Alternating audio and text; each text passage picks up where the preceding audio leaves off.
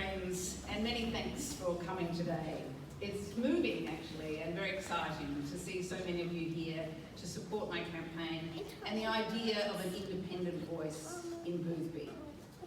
We meet today on the unceded land of the Kaurna people of the Adelaide Plains, and as we pay our respects to elders past and present for their custodianship of country, we note that there is unfinished business between white Australia and Australia's First Nations, business that must become an urgent priority of the next Parliament, namely a referendum on the voice to Parliament as embodied in the Uluru Statement from the Heart.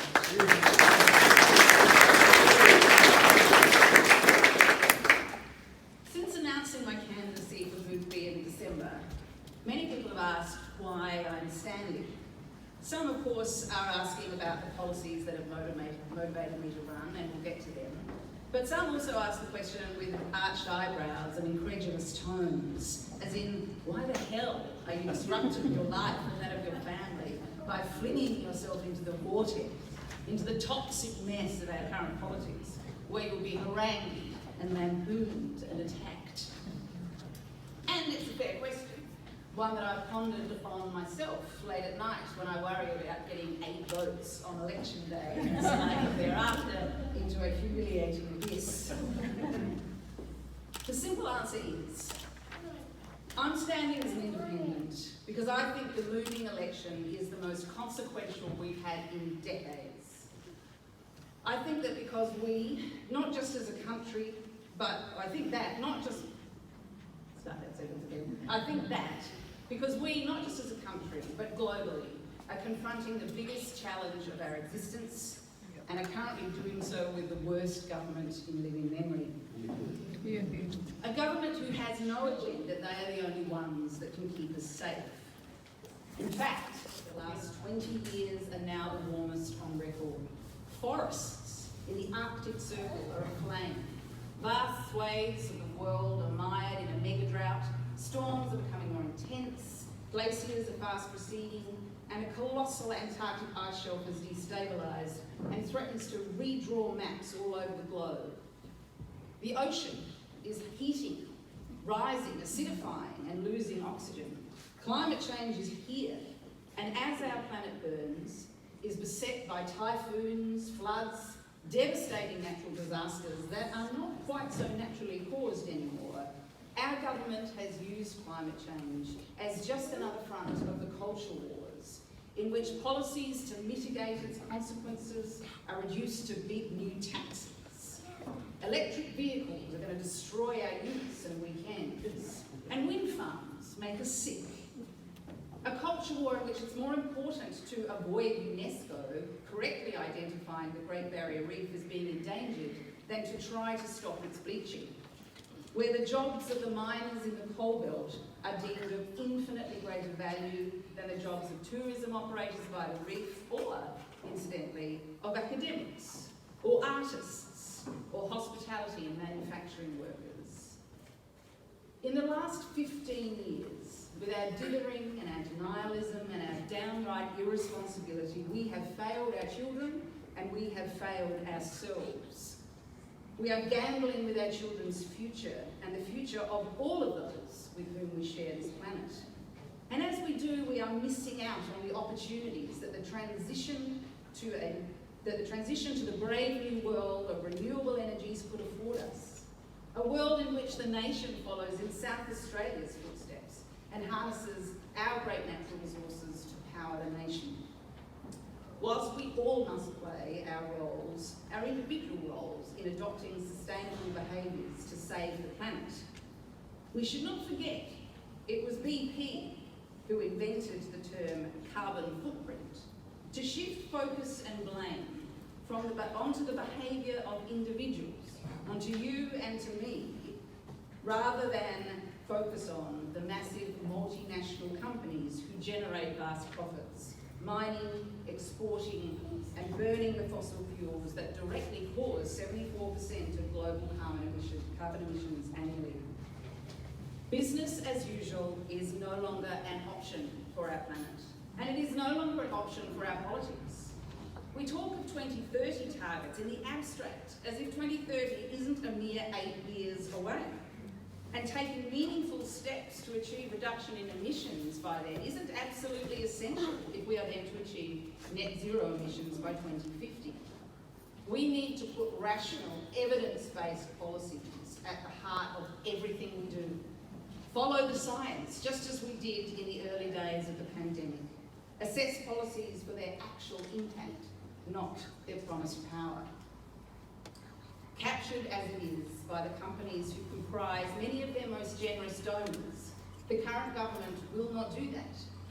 And in this convergence of dirty money, corrupted policy processes and poor policy outcomes lies the motivation behind my candidacy and that of many of the independents who have stepped forward this electoral cycle. Many people were surprised to hear that a key recommendation of Scott Morrison's COVID-19 Commission Advisory Board in the early odd days of the pandemic was the construction of a gas pipeline across Australia.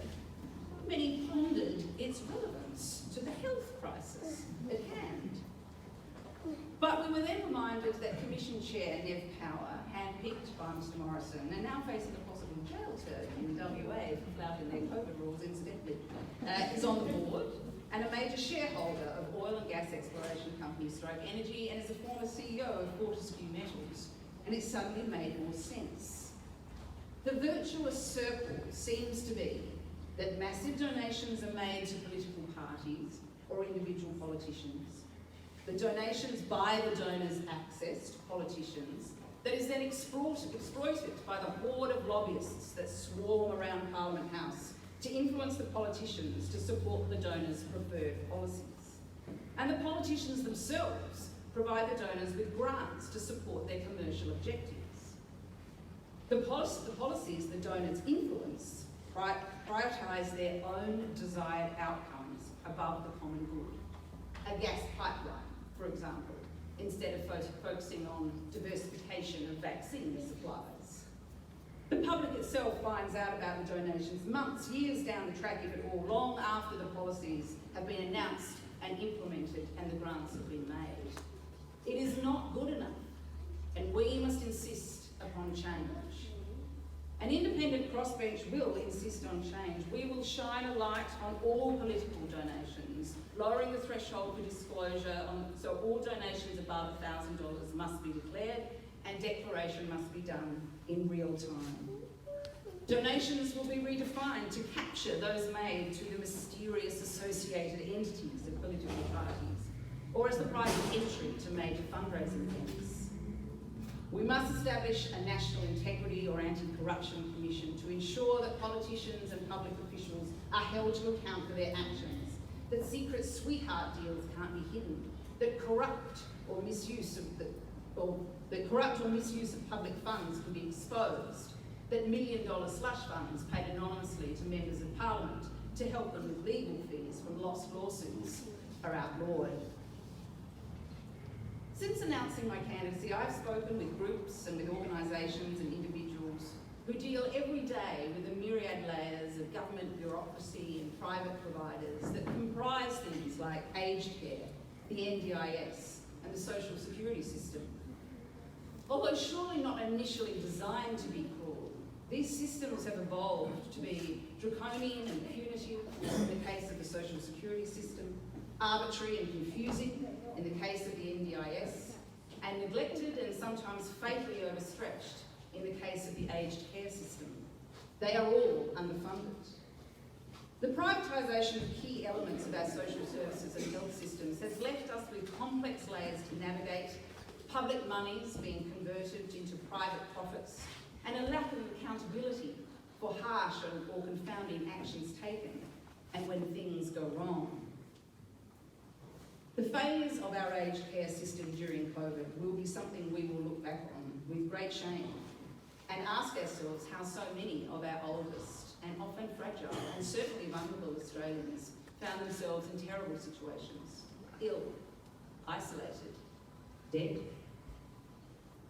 A system already found to be in crisis by the Royal Commission before COVID collapsed beneath its strain, and our government was found wanting, unable to make any meaningful contribution to solving problems a long time in the making. the Minister went to the cricket, as those remaining individual staff members, not infected or in isolation, and often being the sole contact their residents had with the outside world, managing a lonely and tedious existence as family and loved ones were kept away. We have lost our moral compass on issues affecting our most vulnerable Australians, just as we did on refugee policies. We have developed a system where sometimes, particularly in the case of the social security system and our Kafkaesque refugee policies, the cruelty is the point.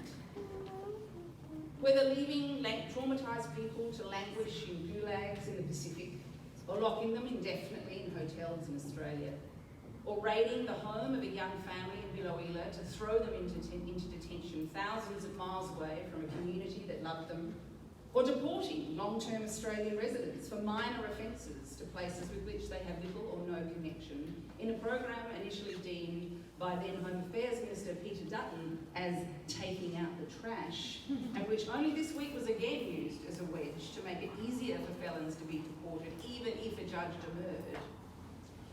Or letting Australian children suffer in refugee camps in Syria for the sins of their fathers. Or shoveling billions to barely more than shell companies so they can rip us off as they run said gulags. Companies that, despite their start-up status at the time they were awarded multi-million-dollar contracts, were already donating to the Liberal National parties. Whichever way you look at it, we have been ever more creative in finding ways to institutionalise cruelty in our immigration system. Whether removing the agency of our fellow citizens with the EU card, or abandoning them to poverty on JobSeeker, or occasionally hounding them to the grave with a relentless and unlawful robo-debt pursuit, in stark contrast to the way companies were not pursued to repay the $29 billion wasted by the lazy drafting of the JobKeeper legislation with its inexplicable failure to include a clawback mechanism, even after the government was told that ultimately many companies were not experiencing the threshold 30% decline in turnover they projected to qualify for JobKeeper. We have left many of our fellow Australians behind. Keeping JobSeeker below the poverty line, despite the benefits that demonstrably flowed when it was temporarily increased by the coronavirus supplement, imposing onerous so-called mutual obligations and making the patronising parents next compulsory. These things are about demonising social welfare recipients at every turn and are not about trying to help people, our fellow Australians, when they are in need. And where is Labor? Where, as we suffer through this execrable government, where is the loyal opposition?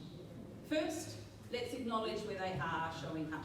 They have embraced the Uluru Statement from the Heart and committed to holding a referendum on the voice of Parliament in their first term in office. They have committed to a National Integrity Commission with robust powers. They have a clutch of other commendable policies: free TAFE, cheaper childcare, industrial reform of the gig economy. But they are terrified to be bold. They seem too afraid of losing votes to get out there and win them. As Laura Tingle put it to the National Press Club, too often Labor's three-word slogan seems to be, "We're with them." The great Barry Jones, Cabinet Minister under Prime Ministers Hawke and Keating, and with John Hewson, co-founder of the new organisation, the Truth and Integrity Project, an advocacy campaign targeting Scott Morrison's record on integrity matters and climate action in the lead-up to the federal election. Barry is sceptical of the wisdom of Labor's small target strategy, noting that since 1929, Labor has only won government from opposition on 3 occasions, and each victory follows strong advocacy from opposition on contentious issues. In the current contest, he believes Labor's fearful capitulation to the government to dodge the wedge means that, and here I quote, Morrison says, in effect, "I don't want Labor to raise the issues of setting an adequate emissions target reduction for 2030, setting a price for carbon, questioning AUKUS and asking when the submarines will arrive or where they will be made, or a more humane refugee policy, or restoring progressive taxation to meet the needs of an ageing population, phasing out negative gearing to make housing more affordable, or weakening the Commonwealth public service." Labor's response, Jones says, is, "We never thought of raising these issues because we're out of practice in arguing the case. On climate change, he says, Morrison is wicked, Barnaby Joyce pretends to be crazy, while Labor is timid and fearful. Despite the many profound policy and moral failings of this government, Labor's key message becomes little more than, we're not them. And authentic Albo is definitely not fake ScoMo, but we remain sufficiently like them that you don't need to worry. Faced with this drab choice, disenchanted voters may have previously been inclined to disengage from the political process altogether. But the slow building of a new political movement in Australian politics provides an alternative. The protracted birth of the community independence movement over the last 8 years could provide a different path for voters uninterested in picking between the lesser of two evils within the current system and who favour creating a different system entirely. South Australians have long had a habit of looking for alternatives to the major parties at both state and federal elections, being the birthplace of the late Australian Democrats, and for a while at least having supported the third force that was Nick Xenophon and his team, effective vestiges of which remain in our parliaments by Rebecca Sharkey and Rex Patrick in particular. This year, the rest of the country is finally catching up. Disillusioned with the poor leadership on offer at a time when the challenges confronting us as a nation have never been greater, there is a growing momentum around the country to try something different. Inspired by the success of Cathy McGowan and Helen Haynes in Dyer, Rebecca in Mayo, and Zali Steggall in Warringah, individuals all over the country, backed by their communities instead of a major party, are stepping forward and arguing that we can do things differently, that we can elect independent representatives to Parliament to ensure our government is held to account. We can have a real say. Boothby encompasses people from a wide range of backgrounds living in very different areas, whether the hills, the coast or the plains. But the data on Boothby shows that overall we are a civically minded electorate. We care about our environment and our fellow citizens. Many of us volunteer. It is therefore unsurprising that we feel frustrated that the Commonwealth Government continues to prioritise sectional interests above the common good. The energy companies that are subsidised even as they endanger our environment. Private providers in aged and disability care creaming vast profits from taxpayers' funds rather than delivering adequate services for some of our most vulnerable. We watch our money misused, often wasted, to advance partisan causes rather than those of the broader community. And many of us think this is not good enough and we can do better than this. Now is our chance. Breaking down the two-party duopoly and electing independents can lead to a system that reflects the diversity of our land and our people. It can capture a generosity and optimism of spirit, a confident expression of ourselves and our identity as an imaginative and equitable nation, anchored in the rich history and culture of our Indigenous peoples, enlivened by the waves of immigration from which we have benefited and by which we have been transformed, at peace with ourselves and our place in the world, transforming Australia's current status as an outlier in international politics that acts on it as a handbrake on what needs to be done, to that of a contributor, a collaborator, a leader.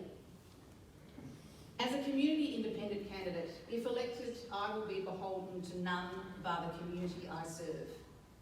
I will advocate and vote for policies that protect our environment and ensure Australia acts urgently to restrict global temperature increases and reduces the impact of climate change.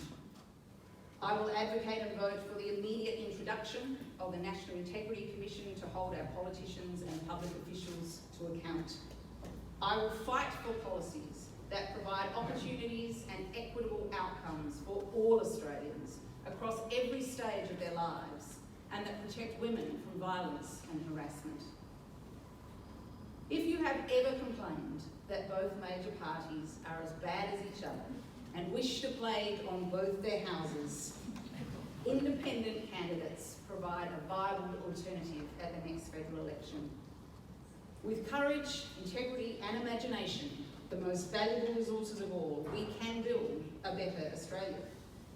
With your support, Boothby can be a key part of that.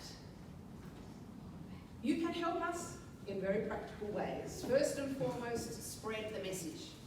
Post enthusiastically about my candidacy on your social media channels. Tag me in, tag in others whose votes you think might be able to be swayed. Talk to your neighbours and any colleagues, friends or family who live in the area. Get your t-shirt and your core fruit today. Take photos of yourself wearing your t-shirt out and about in the community and putting your core fruit up in your yard or on your fence and post them too. And sign up to do some letterboxing.